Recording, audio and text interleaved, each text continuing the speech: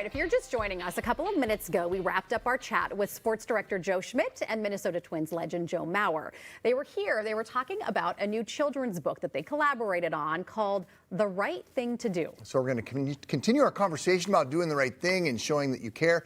Dr. Karen Ryan is a licensed psychologist with Nystrom and Associates, here with her perspective. Doctor, good to see you. Nice to see you. Grateful to be here. So let's talk about these acts of kindness. And I don't know that people always appreciate what kind of an impact they can have. Yeah. Sometimes we think about random acts of kindness as acts of kindness of the things we do when we greet somebody. We say hello, we hold the door, we're patient in the checkout line. But what Joe did here was really went kind of above and beyond that and recognized the need to be kind on a continual basis and really showing that kindness by recognizing where there could be a need and really going above and beyond to make that connection and show that care. And so this is what we're talking about today. Yeah. How do you, I'm thinking about my kids, right? Like my kid doesn't have school. And so I said, hey, you should come down and meet Joe because my kid plays baseball. And he was like, no, like the idea of meeting him like terrified him. And I know that kids have that feeling, right? To go out of their comfort zone, to talk to someone who maybe they haven't spoken to before or they don't know, can feel very uncomfortable, even saying something. So how do you teach your kids kind of that kindness and getting out of their comfort zone to do something that maybe feels hard? Yeah, and you're highlighting that piece of knowing you want to do the right thing, but it can be really hard. It's how do I do this and how do I begin and what do I do? And so it's recognizing, like in this situation, like discomfort doesn't mean it's bad. And so it's like, this is a good thing to do. I want to do the right thing. I'm going to work through this discomfort.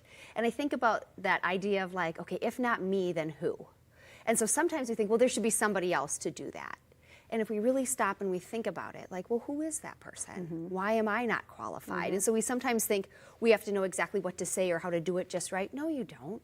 It's just kindness. It's just inviting that person to come and sit with you. And so it's really normalizing. Yeah, it might be a little uncomfortable. And then as soon as you do it, you're going to feel really good and glad that you did it. Isolating the right person to approach about this can bring, I mean, how do you know the right person that needs a little extra boost? Because you might be making assumptions about somebody. And, you know, that's tough. Yeah, and if you come kindness and you say, hey, you want to sit with me? And that person already has them, you're like, oh, thanks so much. I'm sitting over here. There's going to be no harm done.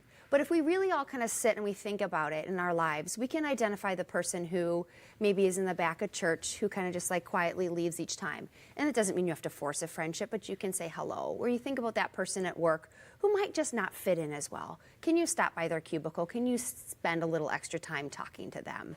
You know, or that person who like sincerely sits alone, or kids at the playground who are not actively playing with other kids. Those are the sort of things that we can watch for. I also think sometimes it doesn't have to be like a verbal, overtly, hey, do you want to come sit with me? Or, hey, I'm noticing this.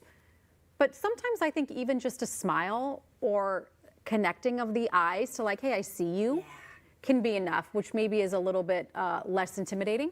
Absolutely. And what you're highlighting is like the importance of the human need that we all need to be seen. We all need to be like valued and respected, and seeing that person and acknowledging that person and saying hello can help build kind of that friendship or build that connection and make them feel valued. And that is kindness, right? And doing that on a regular basis absolutely can have an impact on somebody. Unfortunately, I feel like some of the acts of kindness that are conducted on a daily basis are because people are thinking ahead to why it would be beneficial for me to help somebody. But I'm going to be nice to this person because I'm thinking that person might be able to. I think that's kind of culturally a lot of way people have sort of become. I think I hear you, Chris. We can get stuck in that mentality of like, what can you do for me? Exactly. And so it's really kind of challenging yourself to say, what can I do for somebody else? And I think Joe is somebody who's a great example of had a little extra, right? Like Joe had a great family, had a lot of success. And so if you find yourself as somebody with a little extra, because you've got a family that loves you, you've got a good career, you're doing well in school, you've got friends, that's when I challenge you to think, do I have a little extra that I could give? And could I be the person who goes that extra mile and shows that kindness? And like you're saying, research is abundantly clear that if we give to others, like we benefit as much as the receiver. And so you can be selfish about it, but the real mentality is like, this is gonna make the world a better place, right? When we think about like the mental health crisis, right? We know that individuals who are bullied, who are ostracized are way more likely to have, like when we see people who act out violently, right? That there's this connection to being bullied, being ostracized. So it really can be life-saving and life-changing. You know, we've got therapists, we've got these wonderful nonprofit organizations we talked about today doing good work on the mental health crisis, but we need the help from everybody. Like, we need the help from us. And so that's where we can make that difference and sincerely help turn around the mental health crisis. So how can we how can we make an impact on others? Like, give us some examples of things we can do. I mean, we talked about, like, you know, making the eye contact, saying hello, maybe just tapping someone to let them know you acknowledge them. Yeah. One of the key things is like having like this book, and it's really, as a grandparent or a parent or a guardian, really helping educate kids and modeling this. Right? And so modeling, do you want to have a negative impact by somebody who like makes fun of people or teases or makes jokes? Or can you have a positive impact by talking kindly, showing how to include people? So first and foremost, we can model that to kids. Then you think about, like, if you're, we were talking about sports, right? You can think about the person on the team, the parent on the team who doesn't always sit with everybody, who doesn't know other parents. That's when you can be like, hey, come put your chair next to me. And you chat with them a little bit that game. And then if you learn their name, you'd be like, oh, have you met Sally? This is Sally. That can be, so it's really taking that step. So if you have a book club, you invite somebody to come and then you say, can I pick you up? Making the extra mile, like Joe walked him to his table. Can you help that person get there? Because if you're uncomfortable, imagine how this person, how uncomfortable this person is. And so can you kind of be that guide and that, like, work through that barrier with that person? So, like, invite them, here, come sit here, I saved you a spot. I'll bring you there. If you've got neighbors that don't get out much, can you go by and greet them and kind of recognize them or give them a little gift every holiday? And so there's things that you can do to really show you care.